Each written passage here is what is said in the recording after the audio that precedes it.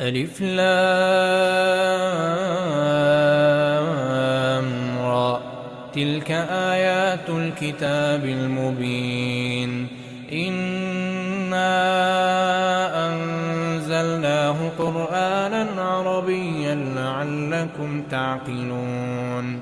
نحن نقص عليك أحسن القصص بما أوحينا إليك هذا القرآن وإن كنت من قبله لمن الغافلين. إذ قال يوسف لأبيه يا أبت إني رأيت 11